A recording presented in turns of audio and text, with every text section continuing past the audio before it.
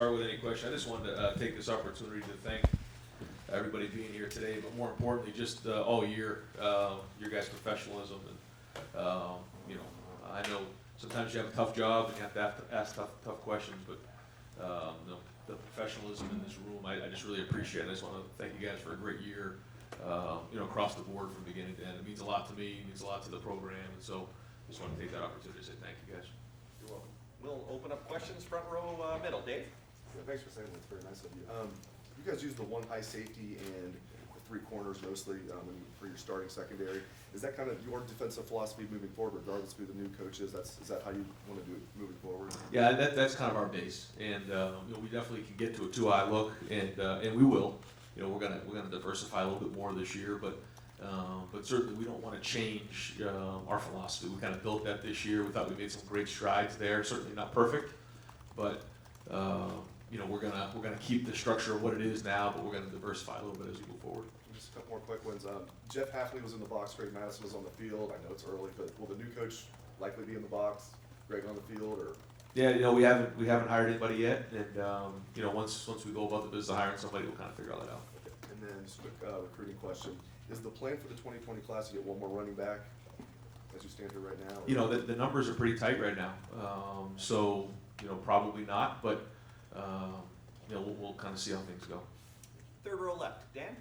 Ryan, the hiring of Corey Dennis coming in and choosing him as Mike Yurtz's replacement, how important was the familiarity and him being a part of this staff already in terms of making that hire? Really important. Since I've got here, Corey's kind of been my right-hand man, and he's kind of right from the beginning, from when I got off the plane that first time. We were kind of together, and we've spent a lot of time in that meeting room together, and he knows exactly how we teach things. And he's got a tremendous relationship with quarterbacks here. He's done a good job in recruiting. He's been had a hand in a lot of stuff, and so I feel great with not only the fact that he can teach the way we teach it, but also we need some continuity in that room.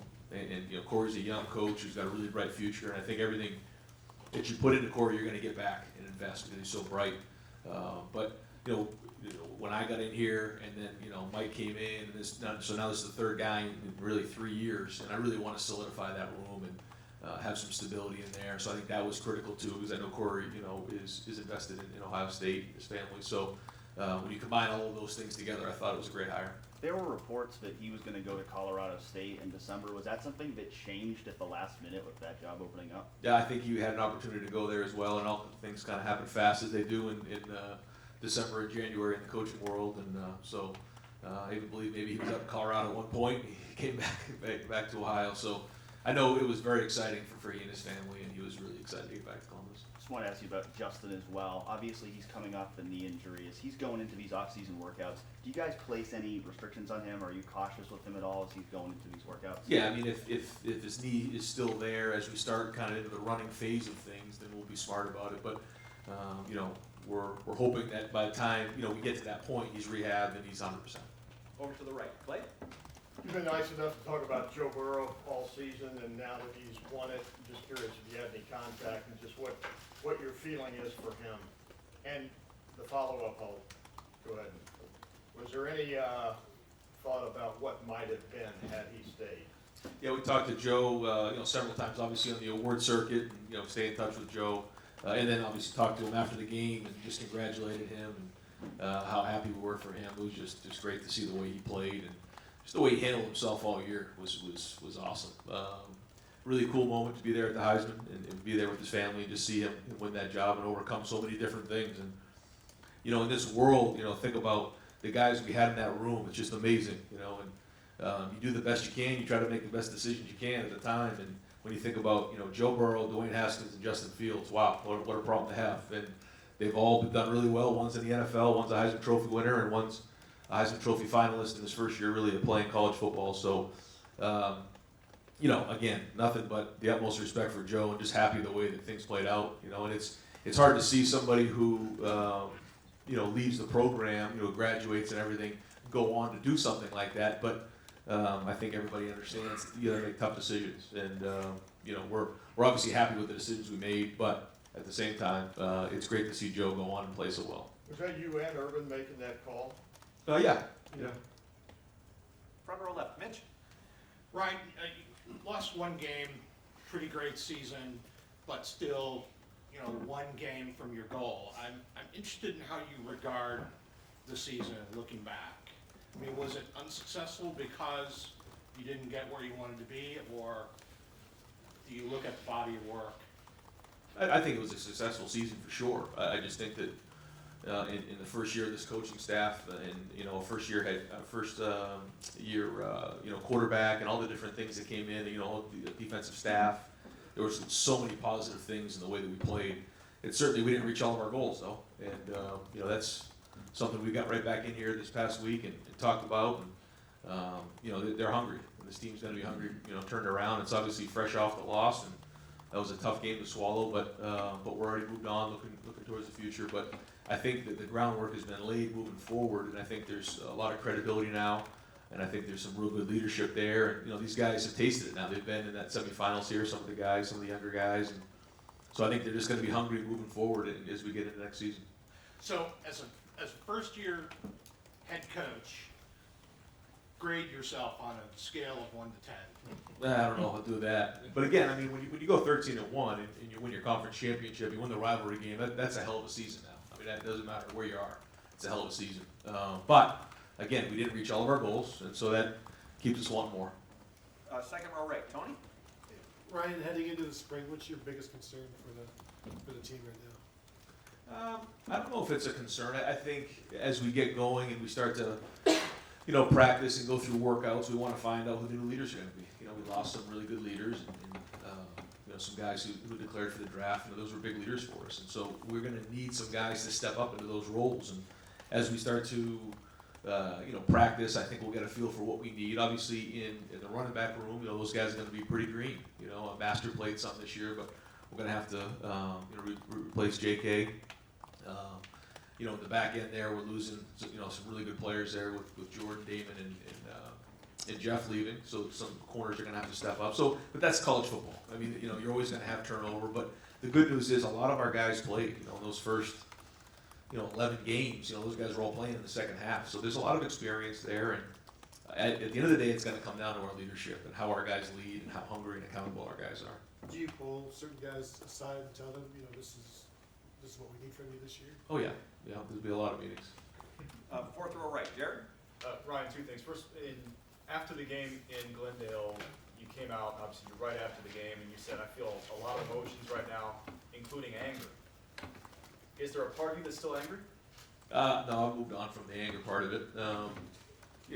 Obviously, when you're a competitor like that, it's hard to lose in a game of that magnitude, and you feel like you played really, really well, but when you watch the film, we came up short in certain areas. We didn't do well early on in the red zone.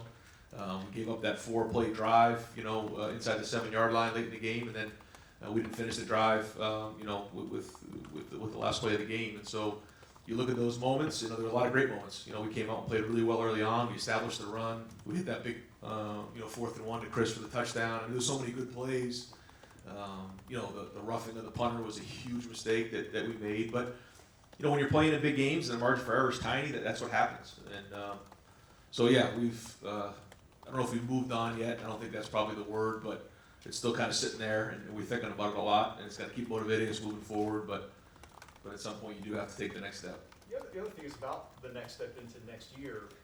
In your own evaluation of your performance, a first full season as a head coach, are there already things that you can now look at and say you will do differently in year 2? There are already things that you say, maybe we alter our approach slightly. Yeah, for sure. I think that, one of the things that's the art of coaching, especially in college, is that it changes week to week, month to month, but certainly year to year. I mean, this team is going to be completely different than the last team. The staff is going to be completely different than the last staff. And so there are a lot of things after the first year, once you've established the culture as a new coaching staff, year 2 is different.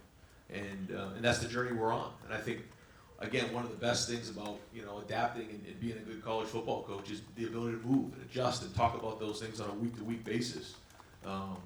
What we think right now, maybe the best thing in 2 months might not be. I'm interested to see how our guys work in the weight room with Coach Mick and where's the leadership headed. And, there's a lot of things that come into play. We have, 15 mid-year guys that just showed up into the team. That's a big chunk of our team. how are they gonna get meshed into the team and the fabric of our culture, and those are all things that are coming, and that's the fun part of the journey. Second row left, Bill? Ryan, there are a handful of head coaches across the country who are quarterback coaches by trade who elect to not have a quarterback coach. Why do you want one, feel like you need one? Yeah, I mean, after going through it for a year, it's very difficult with all the things that come with this job to be in that room all the time coaching the quarterbacks. Certainly involved with the offense, and you know, Kevin is a huge part of what we do on offense, and he's going to continue to do more. And you know, we've talked even about moving forward, having him share some of the play calling roles with me, and we're going to continue those conversations as we go through the spring. But one of the things, you know, whether it's special teams, you know, I'm in every special teams meeting with Coach Barnes. You know, while that's going on, the quarterbacks are meeting. You know, I want to be able to jump in and out of different things and have the flexibility to do that while the rest of the team is meeting. And then on the field, I stay pretty close to the quarterback. That's kind of how it works. But you certainly need a really good teacher in that room because there's a lot of teaching that goes on in that meeting room that's critical. So throughout this first year, as you were balancing all that stuff, the amount of time you were in the quarterback room, was it more than you thought you'd be, less than you thought you'd be, wanted to be? Like, how did that all play out? Less, more on the field. I think if you just saw the flow of how it worked, once we got on the field, I mean, I was kind of right there with the quarterback and coaching him up on the field and making sure we're all on the same page. But when it came to meeting, you know, Mike and Corey were in there, and they were meeting. Is it hard to let it go? Like, it's kind of, it positions your baby a little bit. I know the team is your baby now, but for a couple of years, it was just like that group. That is one part of being a head coach, is that you have to let things go. You have to trust the guys that are around you. And that is one thing that you know, I've learned this year, is that, you know, you're only as good as the guys around you, and you have to let things go and you have to trust them, because you just do. If you don't, you drive yourself crazy, and you can just become exhausted, you know, worrying about all the different things that come into play. And along those lines, you mentioned the continuity with Corey, and obviously he in a lot of ways feels like an extension of you because he's worked with you for so long. I think other people would say there's a benefit to bringing in somebody who's not that closely related to you and have a different perspective. How much did you weigh that, and did you come close at all to bringing in somebody from the outside? Is there any value in that? Yeah, I think two things. One, again, I wanted continuity, so I knew Corey is invested here for a while, which that was certainly important. But I think when you're dealing with a quarterback, for me, it has to be done the way that we've done it here. And when someone else starts bringing in their different opinions, or, you know, we read it this way, we don't have time for that. We know it works here. We have a system in place that is really efficient.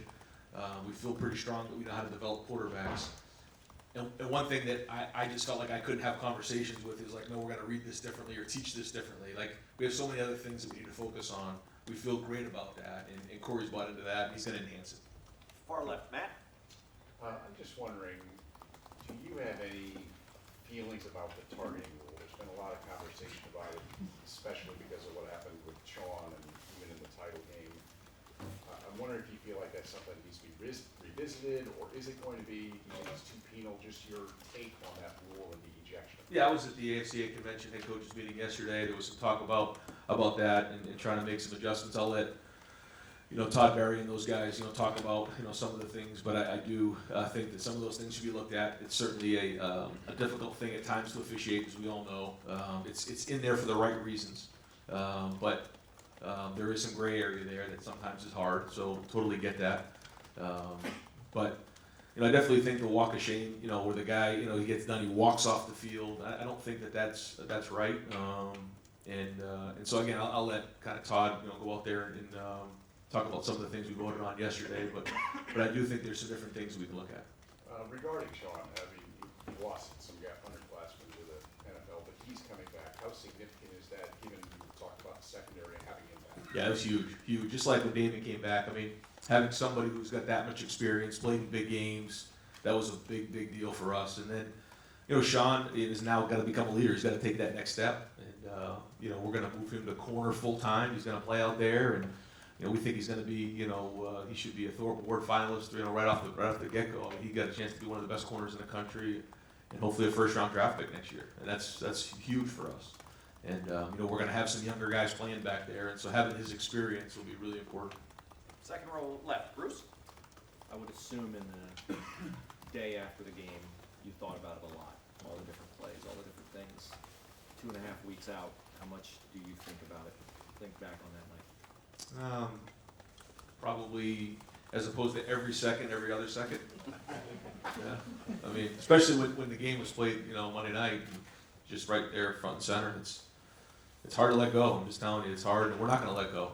I think you do have to move on with your life, but at the same time, we talked to the team that we're not just going to flush this. This is going to be here for a long time, and that's the way it should be. We felt like we had a chance to go win the whole thing. We didn't do it, so it's going to stay fresh in our minds. Because it's your first loss, do you feel like they won it, or do you feel like you lost it?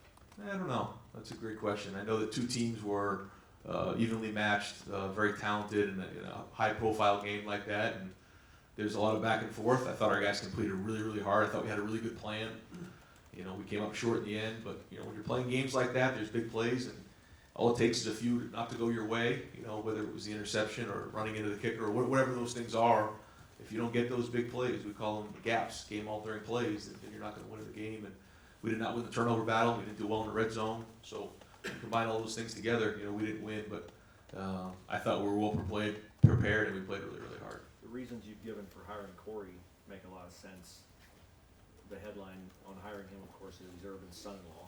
People may wonder if Urban had input on that, but I wonder, your last time you addressed it here, I think it was Bill's question, there were thoughts that maybe Mike had his own way of doing it, and not that you guys fought, not that it was unpleasant, but it sounds like a confirmation from you that maybe maybe in hindsight, if you could go back and change something your first year, would it be you learned or were enlightened on the fact that I got the Ryan Day way, I want to coach quarterbacks, and I don't need, elsewhere those kinds of outside opinions might be great, but on this position here, it's not great.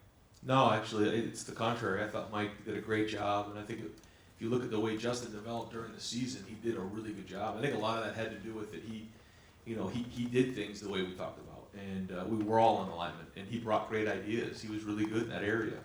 The frustrating thing is he was here 1 year and he was gone, and that's hard. We don't want that. We want continuity, and a place like Ohio State, when you have a high-profile offense, people are going to come after your guys, and I get that, but we think this is a way to solidify that one a little better. Fair to say, you wanted Mike to stay?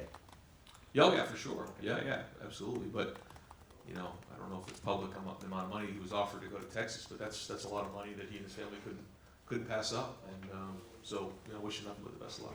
Front row left, Nathan. You had behind Justin for next season a grad transfer or a fifth-year senior quarterback and then two true freshmen. Just what's your level of confidence that you're going to have a situation behind Justin better than what you had maybe this season? Yeah, that's what we're hoping, and that's why we brought CJ and Jack in here, is to compete for that job. And so we'll have that room stronger than it was this one last year. That's for sure. Now those guys are going to have an opportunity in the spring to learn and grow, and hopefully we can develop some depth there.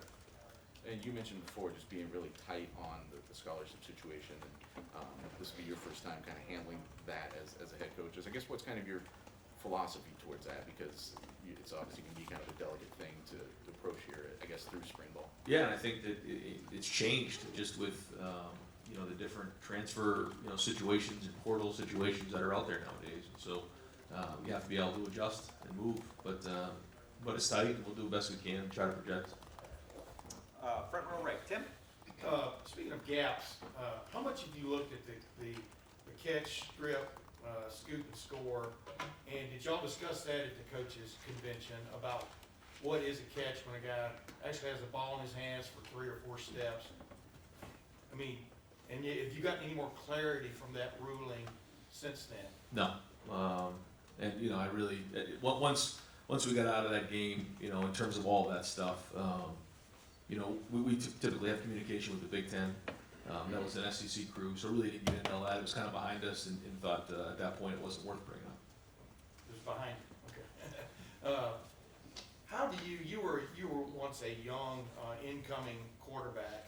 How do you step into a system like CJ and Jack are doing and exert leadership like the coaches want to see you do, and yet know there's a hierarchy there, and there's learning to be done? What do you want to, I guess, see from them over the next several months to show you that they're the real McCoy in that regard? Yeah, I think that you set a standard first off about how you go about your business, because if you're not doing that, then no one's going to follow you. I think you start to build a rapport with the guys you come in with, because the thing that's unique about this class is there's 14 other guys in that room, you know, or came in that class, so that you can build a little bit of leadership with that group. But then there's little ways that you can do that. You know, even if let's say we call it tempo play, you know, he can be kind of barking at the guys, come on, let's get lined up, let's do those things, as opposed to, you know, giving them real intricate, you should run the route like this. Well, we're not there yet now. Just you got to kind of prove that you know what you're doing before you start doing those type of things. But there are certain ways to build credibility and to show leadership, and a lot of it is just, you know, setting a standard of work ethic and making sure you know what you're doing. And those are all ways to get started. Can you have too many guys competing to be the leader, though, if you follow my drift? I mean, I don't think so. I mean, when you think back on some of the rooms we've had here, I mean, those guys were all good leaders, and they all went on to do great things. And you know, proud of the people that have been through that room the last, you know, 3 or 4 years, and the development that's gone on. And you know, those guys can be friends too. You know, I thought it was really cool. Not that I wasn't here for Cardell and Braxton, but I saw that commercial where all 3 of them were in the car, and they're still close friends to this day. They were all in the room together. And again, same thing with Joe. You know, everyone has their own way, and things like that happen, but the relationship can still be good in there, and they can do it together. and one other quick thing, this came up, and it came up with you guys. Y'all like to run tempo when you get a first down, you get going, and more it seems a proliferation of what I call fake injury situations, where guys are going down. Was there any talk in your coaches' convention about addressing that aspect of the game? That wasn't brought up specifically, but sometimes those things are brought up in our league meetings. But yeah, I think that's an unethical move, is to fake an injury for sure. But yeah, it's something we need to bring up and have a conversation about. Fourth row middle, Joe. During the season, I know you're focused on the offensive game plan a lot. Looking back, assessing the defense with your coaches, what was your evaluation of D-line, linebacker, secondary? On the season, yeah, I thought as a season it was a success. I thought, you know, we installed that kind of new scheme, and I thought it was really well done across the board.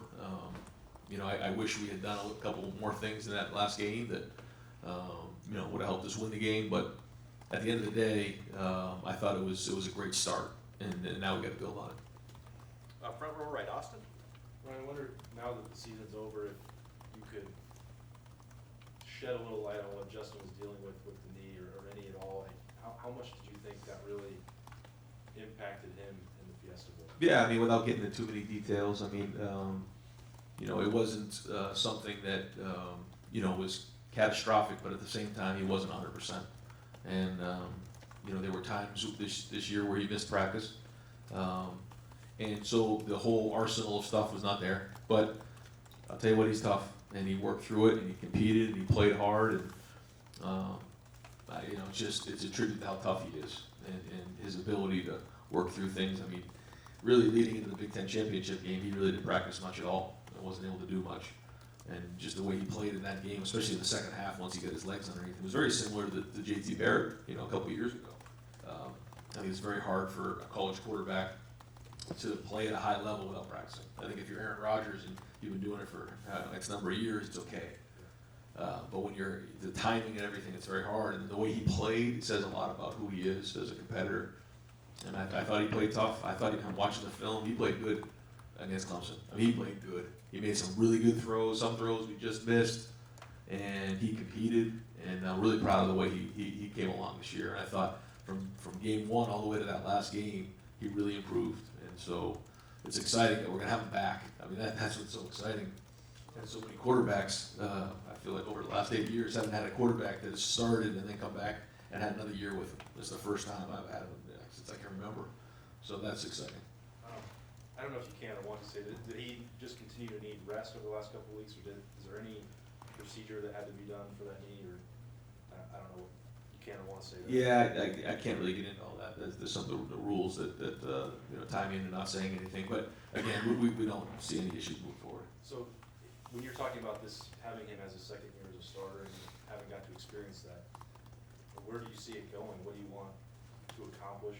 What can that mean for him? Yeah, we're gonna meet on it tomorrow, and you know, sitting there with Corey and Justin and I, and really talk about what's next for him. There's a lot of things that we can really work on. He's made a lot of great strides, but there's certain things in his game that we can really take to the next level. And it's great conversation, and I know he's excited to hear what's going on. Far right, Jeremy. Ryan, the continuity piece with Corey obviously makes a lot of sense, but when you talk about it as a recruiter, what is it that you've seen out of him in the last 2 years working with him that gives you confidence he can go out and find guys and bring them in knowing that he doesn't have the background that you did or that Mike did with other successful quarterbacks to point to? You know, have you seen that from him, and what gives you the confidence that he can do that? Well, first off, he's been around really good quarterbacks in that room, and he knows what they look like. And so I think his eye for talent is really good. He's seen a lot of different things in terms of his young career, but he also has a dynamic personality, and I think the kids really like him. I think the parents really like him. You can tell who he is. He's a great husband, great father, and made the right stuff. Very bright. He played the position. At a certain time in his career. And so, I think he's really bought into how we do things here. He's proud of that and really understands what we're doing in terms of attacking coverages and different schemes and techniques and all those things. So I think when you combine all that together, and the other part of it is you want to go to some place that's going to have that continuity that, hey, I'm recruiting you, but I'm going to be here when you graduate. I'm going to see you through this thing. And I think that more than anything is a huge selling point. Does the trust that you have in him from working with him the last 3 years make it easier for you to trust an evaluation on a quarterback that you haven't watched yet? I mean, it's such a big piece of the puzzle. It is, but we're going to work together on that, and that is a piece of the puzzle. But I certainly want to see these guys throw too. And so whether it's going out there, in the spring for Corey to go watch them, or you bring them into camp and see them throw, or even get into a game hopefully in the fall and see them throw live. Not that those opportunities are great, but sometimes during a bye week you can do those type of things. But I always feel like I need to see the guy throw live before we do anything. And shifting gears, you're talking about positions that need a change in leadership or getting one. At the wide receiver room with the 4 early enrollees, with Chris coming off of the Fiesta Bowl and that obviously disappointing moment, what have you seen out of him in the last 2 weeks with those new guys that shows his maturity and his leadership in that room? I think we're going to see more and more of that as the spring moves on, but it's so early, and Chris is the ultimate competitor. I love Chris Olave. I'm not sure he ate solid food for about 3 or 4 days after that game. He was crushed. But that wasn't the reason we lost the game. I mean, that kid threw his heart on the field, and he thought Justin was scrambling. And you know what? When you're playing in games like that, things like that happen. And unfortunately, that happened. But nobody cares more than Chris, and I know he's going to come back even more hungry. And to your point, I think he's going to be a leader in that room. Front row left, Doug? KJ Hill obviously leaves a hole at the slot position for you guys. Jalen Gill's there. Looks like Mookie Cooper could be there. But are there outside receivers that we would perceive as outside receivers that you can see being in the mix in the slot this year? Yeah, we're going to look at it. We're going to rank our top 6 wide receivers and figure out who are the top 6. And whoever those top 6 are, they're going to get on the field. And what you don't want to do is just pigeonhole a guy. You only play this position and have 3 really good players at one position, and only one of them's on the field. So we're going to look at that here as we move into the spring. There are different positions, but that wouldn't be a huge adjustment for a Chris Olave or Julian Fleming or something. I think some guys who change direction really well do better inside. So KJ was excellent in and out. C.J. Saunders was excellent in there. They can work. Jalen's pretty good. Change direction. Mookie's pretty good. But the guys who could do that, Austin Mack, really worked in that when CJ went down early on, he actually could handle himself pretty good in there. And we'll look at that. We'll figure that out and make those decisions. We have some time as we get going into March. Running back room, obviously you said there's a lot of green guys in there. Do you feel, can Master Teague be the guy, or what does he have to show you? I mean, obviously he was the backup this year. Yep. What does he have to show you to be a number 1 running back in the Big Ten? Yeah, I don't know what he has to show us right now. I mean, I think that's something we're going to kind of figure out through the spring. I think we had it nailed down with JK what he needed to do, and Coach Alfred did a great job of that. But that's a young group that as we get going here, and it's hard with Master because he came into some of those games late in the games, and really it was a great change of pace. He was downhill, he got through it, and he got to the next level and rolled. But what really didn't happen for Master this year is in big moments early in the game, or he didn't get a ton of those carries. JK got the meat of those carries, and so that's the next step for Master is now taking on that responsibility and knowing what he's doing and having some confidence in that because he does have the ability. Looking backwards can be helpful for any young coach as you try to learn for the future. saying what you've said about Justin and how he was affected by the knee injury, how do you look back on the decision to have him in that situation on 4th down with an 11-point lead and just over 2 minutes left against Penn State? Do you think that was a mistake? No, not at all. Not even close. I mean, it was a pass, and he rolled out to his left, and it wasn't there, you know. But no, I would have done the same thing again. And you would do it again in the future? Oh, same yeah. Situation.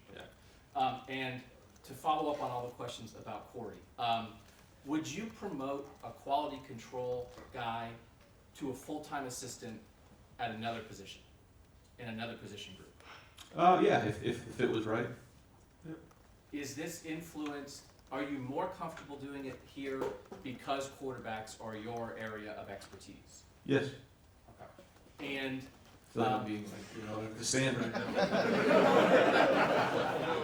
Counselor. Yeah. you can object to the questions too. 'Cause Plead the fifth. You're the defendant and the judge. It So on the night of. yes. He is inexperienced. There are not a lot. You look at Power 5 programs, it's not the most common thing in the world for a guy his age, his experience level, who's never been in charge of a room before, to get an opportunity like this at one of the 5 best programs in America. To me, it is somewhat of a risk. I understand the continuity, especially as it relates to Justin, but then behind Justin, you're going to have 3 very highly rated quarterbacks in here who need to be developed and haven't played college football. Is it a risk in some way?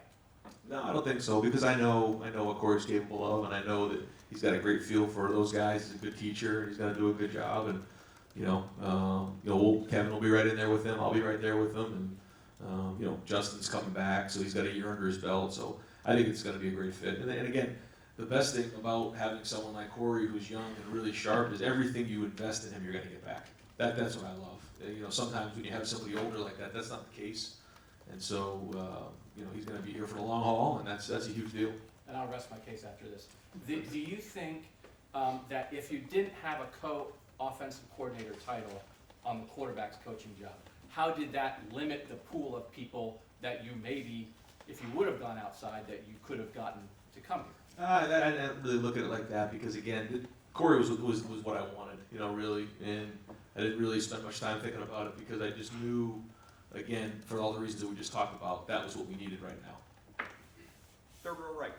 Rob? Yeah. Just have time for a couple more, Yeah, folks. first 10 questions here.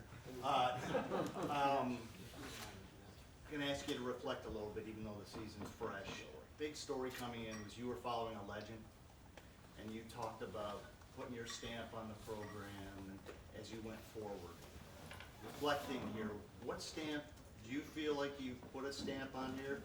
It's unfair to compare to the past because you made the previous guy look better or worse, but what stamp have you left on this program? When did this program become yours? When did you really feel it became yours? So those are the first questions. Yeah. Well, it's a good question. I think that anytime you follow up a legend, it can be overwhelming, but that's the way I approached it. It was an opportunity, and looked at it that way, because again, that could eat you up. Especially here, you understand the expectations, and so the whole focus was how hard, how tough can we possibly play? What kind of chemistry can we build? Can we build this tough love that we're talking about? We just went about it every day, and I think people appreciate how hard and how tough we played this year, and how physical we played, and the energy that we played with. And there were a lot of new things that went into the program. There was a lot of things that carried over from the year before. And not trying to say, hey, this is the way I do it, trying to do what's right. And I think that was really important. And drop your ego on it and figure out, what does this team need right now? And I think, everyone in Buckeye Nation saw a team that played really, really hard. It was well coached. Again, we didn't reach all of our goals, but certainly a good starting point here as we move forward. What about playing loose? A lot of talk about maybe they were a little tentative last year, a little tense. And this year they were having fun. I know that's a loosey-goosey word, but is that maybe something that you brought to the table, this idea of we're going to enjoy ourselves a little more and not just be uptight? I don't know if that's a fair assessment. I do know that, this coaching staff is very competitive in that we want to be aggressive. We certainly don't want to take ourselves too seriously, but when you're in a place like Ohio State, that's hard not to do because the expectations are so high. But the only way that I know how to do it is to be as confident as you can, be as aggressive as you can, and let the guys go play. And that's the way I think our team played this year. And we got to keep building on that moving forward. And again, it's hard because of the way the season ended. I mean, it just you get that knot in your stomach and you can't even eat for like a couple of days or sleep. You just keep thinking about every call and everything that went wrong in that game. And so that's hard as a competitor. But I think these guys are going to come back even more hungry. And again, when you look at what we did this year, I'm proud of the way the guys played, how hard they played, how competitive they were, and how much they played together. A couple quickies, maybe worst kept secret, I don't know. Kerry Combs, is he your next defensive? Are you bringing him in? Can you speak to that? No, we haven't hired anybody yet. And, still going through it all. And Is he on your list? I'm not going to go through that right now. Okay, last thing is, you're watching the national championship game. 3 pretty even teams, you and the other 2. Did you learn anything through watching that game that's something we could do or exploit or anything? Schematically? Yeah, or educate, just any of that. Did you take anything away that could help you? I mean, nothing that we didn't know going in. I think our guys, like we said, going in, it wasn't like that stage was too big for anybody, or it took us a while to find the speed of the game. We came out playing great. I thought it would be a little harder to find the rhythm of the game. I thought it was going to be just fast and furious early on, and we were going to be a little helter-skelter. We weren't. We were locked in. I thought we had a good plan early on, and they kind of got back into the game and swung. We took the lead. They took the lead back, and then we couldn't finish it. But we weren't in that kind of a game all year. We came back in the Wisconsin game and pulled away, but we have to be able to win a game in the fourth quarter in a 2-minute drill where the game goes back and forth like that. And we didn't. So that's something we'll work on in the spring. We'll try to put the guys in situations where they have to go win a game like that, where they go back and forth. Front row right, Bill? I only have 12 questions. Actually, most have been asked and answered. But I was curious, watching the LSU Clemson game, how hard was it, and how much of it did you have to try to resist the urge to say that should be us, and how would we do against LSU? Yeah, it was hard to watch. Yeah, it was hard to watch. I'm not gonna lie, it was very difficult. And I told the team and the coaches that I wanted everybody to watch that game as hard as it was gonna be, from beginning to end, and then think about the things, how bad do they want to get back in that game next year, or back in that situation and get to that game, and then what are they willing to do and what are they willing to sacrifice to get there. And that's when I was watching the game. That's the same thing I was thinking. The unknowable question, how would you have done against LSU? It would have been fun. It would have been fun to play them. Yeah, I don't know. I mean, that's why you play the game, but certainly wish we had the opportunity to play them. And already the 2 early top 25s are out there for next year. You guys are, Clemson's 1. You guys are pretty much a consensus 2. In your mind, what are the expectations for next year? How good do you think next year's team can be? Well, again, when you come off of something like this, it's easy just to say, let's just get back to that. But there's so many things that need to be done to even start with that first game against Bowling Green next year. And then we got to go to Oregon, and that's going to be a long trip. And then you have to rebuild this thing again. And you start with one game at a time. And again, the easy thing right now is to think about how do we get back to the semifinals. But so many things have to go well to get to that point. And that's why I want to make sure our guys understand that a lot of things did go well, and we did play really well this year to get to that point. And that isn't just going to happen. We have to make sure that we take it one game at a time and build. And we got it. You mentioned the DBs, and obviously that's a huge issue. Sean, coming back to the deal. How concerned are you about getting 3 guys, having to replace 3 guys who are really good? Yep, that's going to be hard. Yeah, I mean, when you think about a position where you're going to have guys to step up, I mean, that's a huge position right there. We got to get guys to play. Now the good news is, again, they played, so it's not like they're completely inexperienced, but that's the difference again starting. And we got final 2 questions because we got a staff meeting coach has got to get to. Front row right, Joey. Ryan, on the service, looking at Justin's season, doesn't look like there's a ton of areas to take a step forward, but obviously you see it differently probably with him. Where do you think year 1 to year 2 he can make a big stride in, like anything? I think that's for myself and Corey to talk about just the things that we see, and we're going to talk about that tomorrow in different areas. I mean, leadership's going to be a big one, just as an intangible. But there's also things with his game that we really want to look at and work on this off season so that he can be more efficient throwing the ball. And with as far far as play calling, just to circle back with that, you mentioned Kevin might share more responsibilities. Is that due to you wanting to delegate more? Is it the fact that he's called plays before and you're comfortable with him? I guess what kind of maybe sparked those conversations? Well, Kevin and I, since this thing all started, we've kind of done it together. We constantly have conversation, and you know, he's got a great feel for called plays his whole life, and so now I think it's a little bit of everything you just said. You know, I think that there's going to be times where it's going to make more sense for Kevin just to call it, but then I'm also going to be right there too. But we're gonna kind of figure out what that flow looks like going forward, because I think it would, you know, free me up at certain times to go, you know, address some other things. Were you calling the Bolt this year? Yes. Coach, thank you very much. Thank you, Ryan. Thanks, Ryan.